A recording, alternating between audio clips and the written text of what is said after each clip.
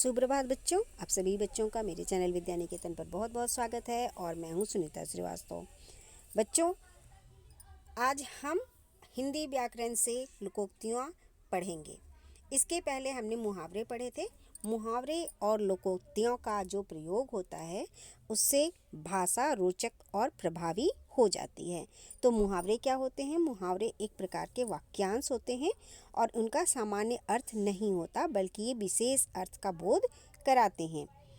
लोकोक्ति भी यहाँ देखिए, दो शब्दों के मेल से लोकोक्ति बनी है, लोक और उक्ति, जिसका आशय है, जिसका मतलब है ऐसे बात जो लोक में प्रसिद्ध हो तथा जो लोक अनुभव पर आधारित हो। लोकोक्ति में भी मुहावरों की तरह ही शाब्दिक अर्थ तो नहीं, बल्कि उनके विशेष और लाक्षणिक अर्थ को ग्रहण किया जाता है।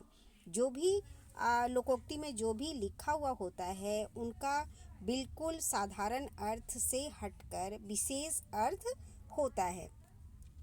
जैसे यहाँ देखिए, खोदा पहाड़ निकली चुहिया। साधारण अर्थ इसका होगा पहाड़ खोदने पर चुहिया निकला, लेकिन इसका मतलब विशेष होता है।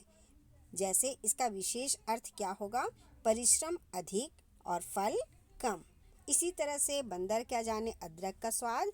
इसका साधारण अर्थ तो होगा बंदर को अदरक के स्वाद का पता नहीं होता, लेकिन इसका विशेष अर्थ होगा मूर्ख व्यक्ति गुणों का आदर नहीं करता। तो इस तरह से जो मुहावरे और लोकोक्तियाँ होती हैं उनके विशेष अर्थ होते हैं और उनसे हमारी भाषा रोचक और प्रभावी हो जाती हैं। तो आइए हम देखते हैं कि लोकोक्ति और जो मुहावरे होते हैं उनमें क्या अंतर होता है। लोकोक्ति एक पूर्ण वाक्य देता है, जबकि मुहावरा एक वाक्यांश होता है, वाक्य का छोटा सा पार्ट होता है। मुहावरे का प्रयोग वाक्य के बीच में किया जाता है, जबकि लोकोक्ति का प्रयोग स्वतंत्र रूप से प्रायः किसी वाक्य के समर्थन में किया जाता है। आइए हम देखते हैं यहाँ पर कुछ लोकोक्तियों के उदाहरण। जैसे पहला है अंधों में काना राजा, और इसका विशेष अर्थ होगा मूर्खों में थोड़ा विद्वान भी आदर पा जाता है। और इससे जो हम वाक्य प्रयोग करेंगे वो होंगे, पूरे गांव में गरीब दास 8वीं पास है, मात्र 8वीं पास है, इसीलिए सब उसे विद्वान समझकर उसका आदर करते हैं। इसी को तो कहते हैं अंधों में काना राजा, क्योंकि उस गांव में मान लीजिए कोई भी व्यक्ति पढ़ा नहीं है, तो जो 8वीं पास भी है उसे भी लोग क्या मानने लगते हैं? विद्वान। तो इसी के लिए प्रयोग किया जाता है। इस तरह की बात के लिए जो उक्ति बनाई गई वो हो गई अंधों में काना राजा। दूसरा है अब पछताए होत क्या, जब चिड़िया चुग गई खेत, और इसका अर्थ होगा काम बिगड़ जाने के बाद, यानी समय खत्म हो जाने के बाद पछताने से क्या फ़ायदा, पछताना व्यर्थ है। जैसे पहले तो पढ़ाई नहीं की, परीक्षा में फेल होने पर पछतावा करने से क्या लाभ होगा। जब समय रहता है तब पढ़ाई तो होती नहीं है, और फिर उसके बाद जब आपके पेपर आने लगते हैं तब कई बच्चे ऐसे होते हैं जिन्होंने पढ़ाई नहीं की, सिर्फ खेल खेल ही किया, वो पछताने लगते हैं कि काश मैं पढ़ा होता। तो इस तरह पछताने से क्या फ़ायदा, जब समय रहते आपने उसकी परवाह नहीं की तो समय आ जाने पर या चले जाने पर उसका कोई फ़ायदा नहीं होता है। तीसरा है ऊंची दुकान फीका पकवान, यानी इसका अर्थ होगा दिखावा अधिक वास्तविकता कम। हमने मिठाई की इस दुकान का बहुत नाम सुना, पर आज इसकी मिठाई खाई तो निराशा ही हाथ लगी। इस पर हमें यह उक्ति याद आई, ऊंची दुकान फीका पकवान। आगे देखिए, एक अनार 100 बीमार, और इसका अर्थ होगा एक वस्तु के ग्राहक अनेक। वाक्य में इसका प्रयोग होगा, इस कार्यालय में लिपिक का एक पद खाली है, जिसके लिए 200 प्रार्थना पत्र आए हैं। इसे कहते हैं एक अनार 100 बीमार, यानी कोई भी एक वस्तु होती है और उसको चाहने वाले बहुत से होते हैं, तो उसके लिए उक्ति बनाई गई है एक अनार 100 बीमार।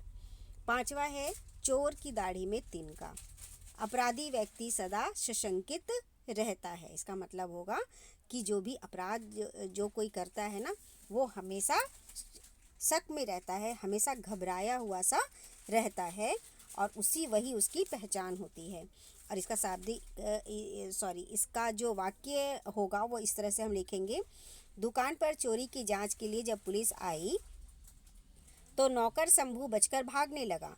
सेठ जी को तभी समझ आ गया था कि चोरी में शंभू का हाथ अवश्य है, क्योंकि चोर की दाढ़ी में तिनका होता ही है।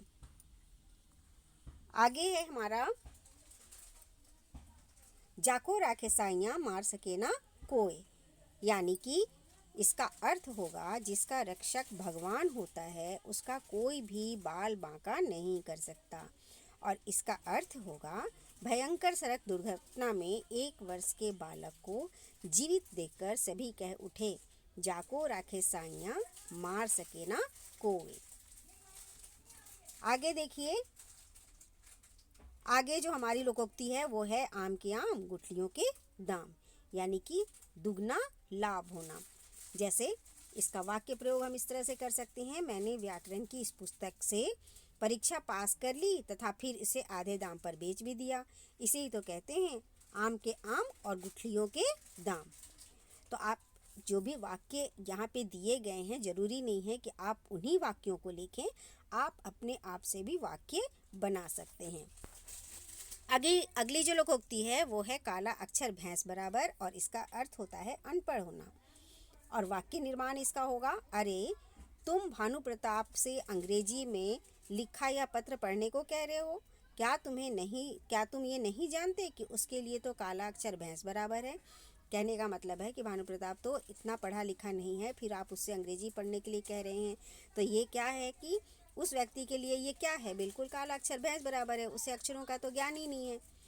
नेक्स्ट है हमारा थोथा चना बाजे घना, यानी अयोग्य व्यक्ति अपनी योग्यता का बढ़ा चढ़ाकर वर्णन किया करते हैं। जो थोथा चना होता है वो घना बजता है। इसका मतलब यही होता है कि जो व्यक्ति अपनी उतना योग्य नहीं होता वो बेफालतू की डिंगे हाँकता है। अब इसका वाक्य निर्माण हम करेंगे, भगवत प्रसाद अधिक पढ़ा लिखा नहीं है, परंतु हमेशा अपनी विद्वता के डिंगे हाँकता रहता है। किसी ने सच ही कहा है, थोथा चना बाजे घना। आगे की लोकोक्ति है हमारी, हाथी के दांत दिखाने के और खाने के और, यानी कथनी और होती है और करनी और। कथनी और करनी में समानता नहीं होती, अंतर होता है इसका मतलब। और इससे जो वाक्य निर्माण होंगे वो होंगे, आजकल के नेताओं का कोई विश्वास नहीं, वे कहते कुछ और हैं और करते कुछ और। उन पर तो यही कहावत लागू होती है, हाथी के दांत दिखाने के और खाने के और। अगली लोकोक्ति है हमारी, सस्ता रोए बार बार, महंगा रोए एक बार। और इसका अर्थ होगा सस्ती चीज़ खरीदने पर रोज़ परेशान होना पड़ता है। अगर हम कोई चीज़ सस्ती खरीदते हैं ना तो हमेशा वो हमें परेशान करता है, हमेशा उनमें कोई खराबी आती रहती है। और इसका जो वाक्य जो हम इसका बनाएंगे वो होगा, राजू ने सस्ती घड़ी खरीदी, वह कुछ दिन तक चलने के बाद ख़राब हो गई। राजू को अब इसे बार बार ठीक करवाना पड़ता है। किसी ने सच ही तो कहा है, सस्ता रोए बार बार और महंगा रोए एक बार। तो देखिए यहाँ पर हमने ये लोकोक्तियाँ पूरी की हैं, इनके अर्थ भी जान लिए और इनसे वाक्य भी बना लिए। तो ज़रूरी नहीं है कि इनमें जो वाक्य हैं आप उन्हीं का प्रयोग करें। यहाँ तो सिर्फ आपको जो लोकोक्ति मैंने बताई और जो उनके अर्थ बताए वो आपको समझ में आ जाए तो आप बहुत अच्छे हैं और आप बहुत अच्छी पढ़ाई करते हैं, इसलिए आप वाक्य भी अपनी मर्ज़ी से बना सकते हैं, ऐसा मेरा विश्वास है। ये तो मैंने क्लास 4th, 5वीं और 6ठी के लिए बनाई हैं, और अपने बड़े बच्चों के लिए भी मैं इसकी दूसरी सेट ज़रूर शेयर करूँगी और बहुत जल्द शेयर करूँगी। मैंने अगर ये वीडियो देख लिया तो आप दूसरी वाली लोकोक्ति भी देख लें और अपनी पढ़ाई जारी रखें बच्चों, क्योंकि ये लोकोक्तियाँ और मुहावरे जो विशेष अर्थ देती हैं इनका ज्ञान होना बहुत ज़रूरी होता है, ताकि हम इनका प्रयोग अपने वाक्यों में कर सकें और अपनी भाषा को सुंदर और रोचक बना सकें। तब तक के लिए आप अपनी पढ़ाई जारी रखें, जब तक मैं दूसरी वीडियो आपके साथ शेयर करूँगी।